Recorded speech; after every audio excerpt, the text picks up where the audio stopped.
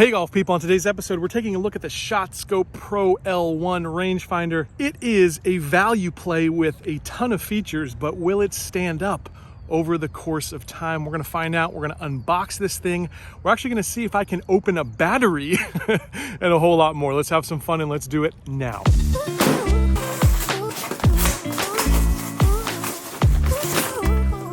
All right, guys, on today's episode, we're taking a look at the ShotScope Pro L1 rangefinder. I'll put a link to the video where we checked out their watch previously, but a lot of people, especially our friends out in the UK, really love the ShotScope brand. I believe this brand is out of Scotland. Don't quote me on that, but I think they are from Scotland or from the UK. Yep, actually, do quote me on that because it says Edinburgh right here. So good call by me. I remember seeing their press release about that one time. The key features of the Pro L1 are you've got a black and red dual optic. You've got adaptive slope technology, target lock vibration, distances in yards and meters. This unit claims to be accurate up to 1/10 of a yard. It will go as far as 875 yards, and the optics have 6 times magnification. It's water resistant. It conforms to the rules of golf, premium carry case, and includes the battery, as most of these units will do for you. Here it's listing on the box what you'll see with the various modes. You've got target lock with vibration there in mode number 2. You can turn the slope on or off. And you've got black and red dual optics, so I assume you can choose if you prefer black or red. Some people have a preference about that. I guess I don't think I do, but I do like these new red ones. A lot of these units right now are red. So anyways, let's take a look at what's inside here and open this baby up. All right, the trusty blade. Get that out of the way. Rip this plastic off. There you go. We've got a sleeve here to take off. Slide that off. Put that over there. And there you go, ShotScope Pro L1. Nice box there. And here is what is inside. We've got the user guide.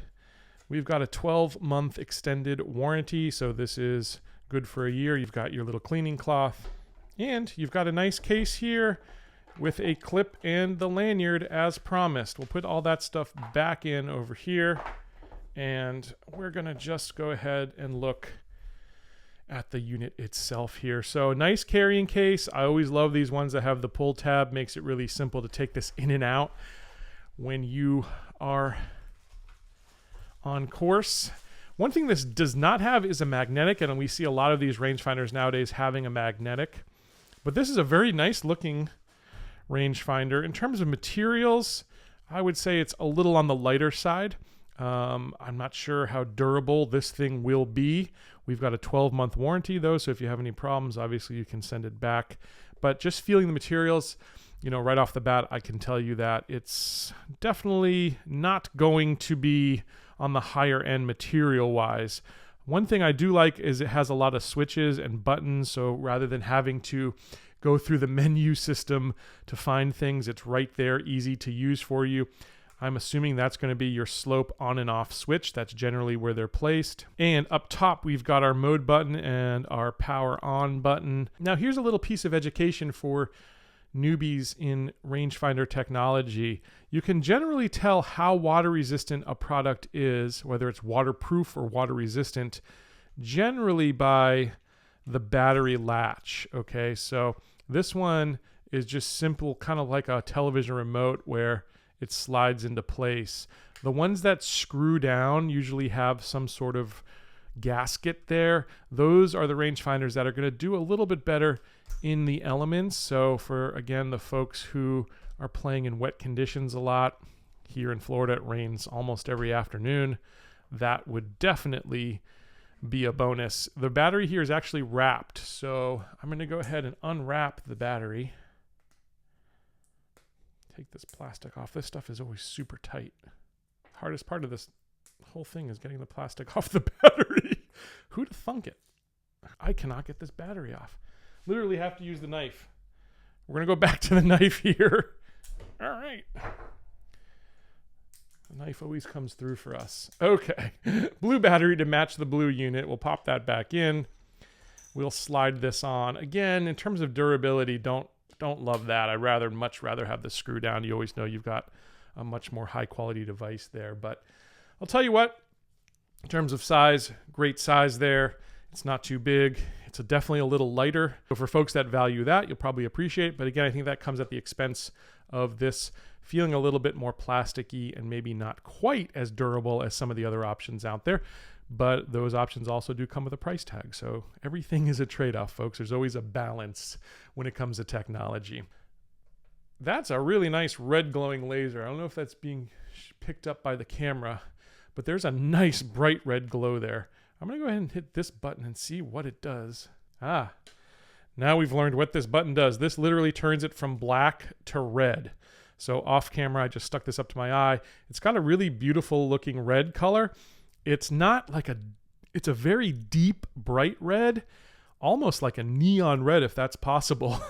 But by hitting this, you can switch easily from black to red. So that's what that button does. This unit has 3 modes. All right, and there's a very nice little mode button for you to quickly change between modes. You don't have to long press or anything, just kind of click it and it changes. So you've got continuous scan mode, which is mode 1. You've got golf mode, which is going to give you the ability to, number 1, have the slope, and it's also going to give you target lock vibration. We'll go out to the course here and see how that vibration is. And then it's going to show you the angle, whether you're going up or down. Mode 3 is speed mode. I don't really see myself using that for golf, but I guess if you want to measure speed in miles per hour or kilometers per hour, which is what it defaults to, you could do that with this as well. So if you are a part-time policeman, you'll be able to see if someone's speeding. Pretty cool. There's a couple of rangefinders that do that. That's definitely an interesting addition. And I don't know the use case. If you know the use case for that, please let me know down below in the comments. I really would love to know. And then again, you've got your button here, which is going to toggle between red and black viewfinder, and I think that's pretty much it. So I like that there's a little bit of tension here with the optics and the viewfinder adjustment. That just makes it a little bit easier to not go in and out of focus on you when it's coming in and out of your bag or in and out of this case. That happens a lot. Case is nice. I always love that. Let's take this thing out on course and really see how accurate it is, because of course with a rangefinder, that's the most important. Let's do that now. All right, well, we've made it down here to the course. We're gonna put the Pro L1 right up head-to-head against the Bushnell Pro XE, which is really the top of the line. It's an expensive rangefinder. It's very quick, it's very accurate. This thing is quite a bit less expensive, let's say about 1/3 of the price or so. So let's see how it does against the big boys. As always, want to thank our sponsor, PlayBetter.com, who got me this Pro L1. It's where I get all my golf technology, and you should too. Free shipping across the United States. You've got a hassle-free money-back guarantee within 60 days. So if you're not happy for any reason with anything you purchase, you can get something else or can get your money back. They're the best in the business, best prices, best guys who care about golfers. PlayBetter.com, check them out. All right, first hole. The flag is way out there. We're about 364 yards is what it says from this tee box. Let's see what the Bushnell says. All right, so first up, we're gonna go Bushnell here. Bushnell, a very quick reading, and I'm getting 367, 367. I got nice haptic feedback. It's a very quick little buzz, and you see this red ring in there, which is really nice. Here is the shot scope, L1. And we're getting 367.1. So the first reading is right on target.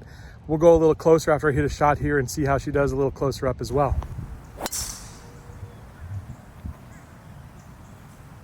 All right, well, I just caught the rough here. Wasn't the best drive I've had, but we're staying right down at it with the Bushnell. I'm getting 146. 146 with the shot scope. I'm getting 146.3. So I gotta say, seems to be right in line. That is definitely a good thing. Tell you what, the haptic feedback is pretty pleasant. You've got a nice buzz there, and it lasts a little longer than some of these. Sometimes it's just a quick little buzz or jolt. This one is kind of sustained, so you really know when you got it. And I gotta say, I really like that.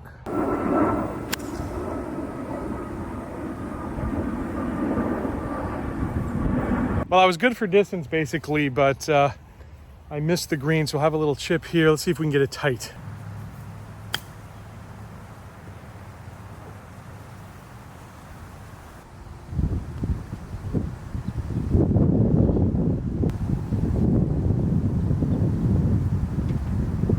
Well, bogey, unfortunately, but we're gonna do better here. We've got a par 3. Let's see how the L1 does here.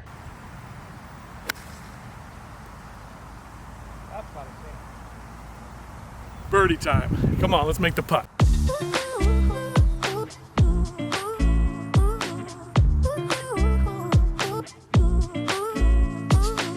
So final thoughts here for the L1. I've got to say, in terms of optics, there's nothing I can say bad about it. It's right on par with really the best that's out there, and the price is quite significantly better. It's got all the same features as the top of the line, with the exception of maybe a magnet.